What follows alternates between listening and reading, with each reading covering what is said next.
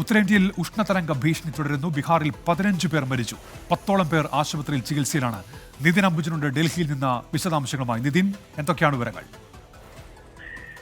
ഉന്മേഷ്, ഉത്തരേന്ത്യയിലെ ജനജീവിതം കൂടുതൽ ദുസ്സഹമാകുകയാണ് ഉഷ്ണതരംഗത്തെ തുടർന്ന്. ബീഹാറിൽ 15 മരണമാണ് ഇന്നിപ്പോൾ റിപ്പോർട്ട് ചെയ്തിരിക്കുന്നത്.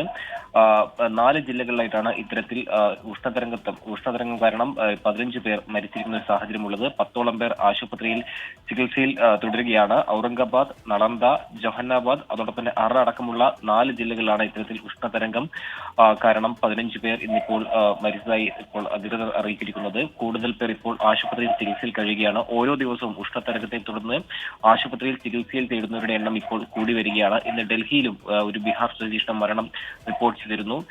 ഇപ്പോൾ ബീഹാറിലെ ചില പ്രാദേശിക മാധ്യമങ്ങൾ നൽകുന്ന റിപ്പോർട്ട് പ്രകാരം ഈ മരിച്ച 15 പേരിൽ തെരഞ്ഞെടുപ്പ് ഉദ്യോഗസ്ഥരടക്കമുള്ള പേർ ഈ സൂര്യാഘാതമേറ്റ് മരിച്ചു എന്നാണ് ഇപ്പോൾ അറിയാൻ സാധിക്കുന്നത്. എന്തായാലും ഔദ്യോഗികമായിട്ടുള്ള ചില വിവരങ്ങൾ ഇതുവരെ പുറത്തുവിട്ടിട്ടില്ല. എന്തായാലും കൂടുതൽ ദുസ്സഹമാവുകയാണ്. 45 ഡിഗ്രി സെൽഷ്യസിന് മുകളിലാണ് ബീഹാറിൽ ഇന്ന് ചൂട് രേഖപ്പെടുത്തിയത്. ഡൽഹിയിലാണെങ്കിൽ 50 ഡിഗ്രി സെൽഷ്യസിന് മുകളിലാണ് ചൂട് രേഖപ്പെടുത്തുന്നത്. അങ്ങനെ ഉത്തരേന്ത്യയിലാകെ തന്നെ ജനജീവിതത്തെ ദുസ്സഹമാകുന്ന നിലയിലാണ് ഇപ്പോൾ ഉഷ്ണതരംഗം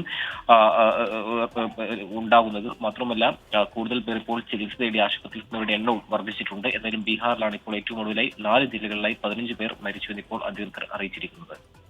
ശരി നിതിൻ, ബീഹാറിൽ 15 പേരാണ് ഉഷ്ണതരംഗത്തിൽ മരിച്ചത്. നിതിൻ അംബുജൻ വിശദാംശങ്ങൾ നൽകുകയായിരുന്നു. വിധി ദിനത്തിൽ 24 മാജിക് ജൂൺ 4 ചൊവ്വാഴ്ച രാവിലെ 5 മണി മുതൽ 24-ൽ.